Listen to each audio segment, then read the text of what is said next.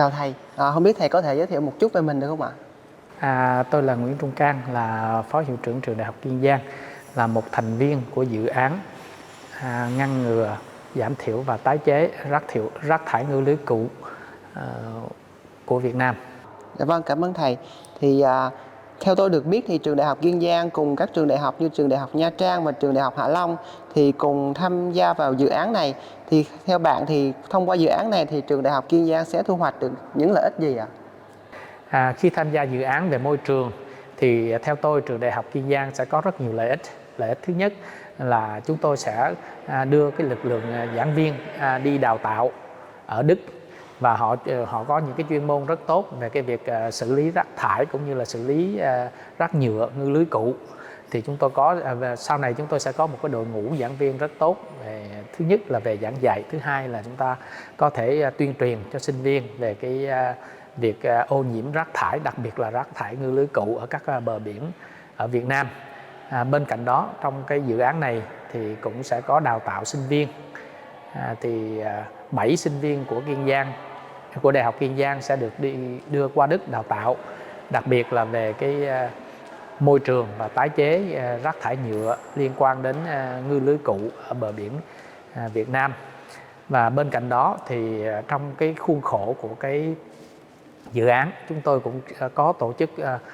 rất nhiều cái hội thảo nhằm nâng cao ý thức của người dân, đặc biệt là những ngư dân, làm thế nào để giảm thiểu đi cái rác thải từ cái việc đánh bắt của mình, cũng như là các cái doanh nghiệp để nhằm tái chế đi cái nguồn rác thải từ ngư lưới cụ. Bên cạnh đó, chúng tôi cũng cố gắng kết hợp với cái chính quyền địa phương để làm thế nào đó để chúng ta có những cái chính sách nhằm giảm thiểu cái rác thải ngư lưới cụ, cũng như là cố gắng làm thế nào để chúng ta có thể tái chế được ngư lưới cụ để trở thành những sản phẩm hữu dụng cho xã hội. Dạ vâng, thì trong quá trình thành lập và phát triển trường thì không biết trường chúng ta đã có chương trình nào trong lĩnh vực phát triển về tăng cường nhận thức về môi trường không ạ? Thật ra chúng tôi chưa có những cái chương trình chuyên sâu về cái tái chế, cũng như là nhằm nâng cao cái ý thức của sinh viên, nhưng chúng tôi cũng có cái khoa môi trường, đặc biệt là chúng tôi có cái chuyên ngành kỹ thuật tài nguyên môi trường.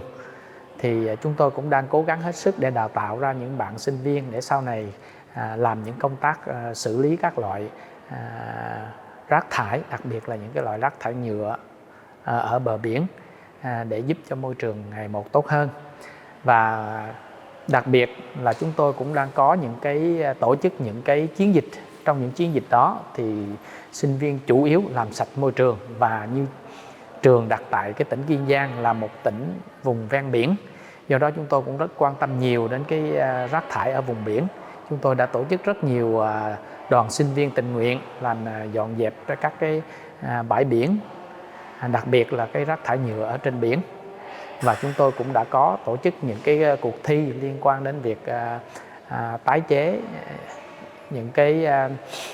rác thải. Và tôi nghĩ những cái việc này nó đóng góp rất lớn trong việc nâng cao ý thức của sinh viên về cái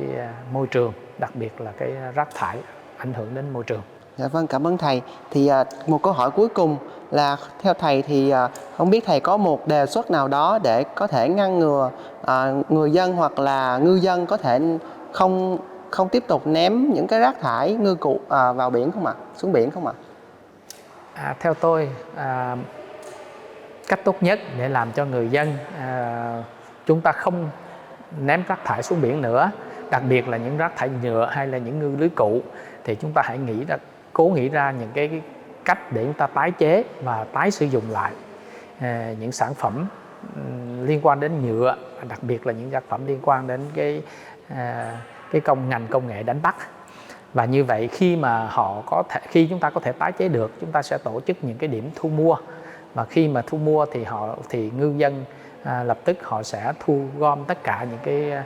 ngư lưới cụ bị mất, hoặc là những cái thứ mà họ có thể bán được để mang về, thì khi đó sẽ hạn chế được rất nhiều cái rác thải nhựa. Dạ vâng, xin cảm ơn thầy ạ.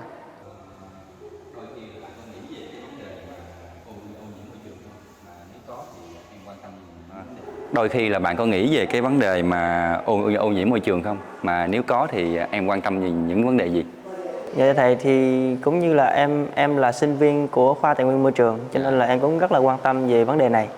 Và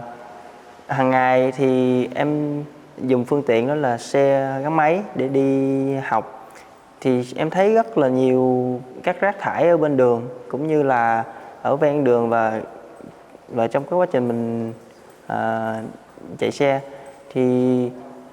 có nhiều bãi rác nhưng mà không thấy được xử lý cặn kẽ, và nó còn tồn đọng đó rất là lâu và nó rất là khó phân hủy.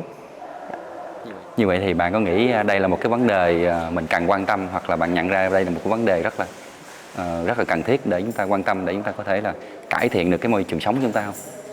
Em nghĩ đây là một vấn đề khá là quan trọng đó thầy, tại vì nó ảnh hưởng trực tiếp đến sức khỏe của chúng ta, không chỉ riêng về Việt Nam mà nó có thể là ảnh hưởng đến tất cả các nước trên thế giới, tất cả con người trên thế giới. Tại vì mỗi một quốc gia, mỗi một vùng miền mà thiếu một chút rác thải thì nó sẽ làm ảnh hưởng rất là nhiều đến cái trái đất của mình.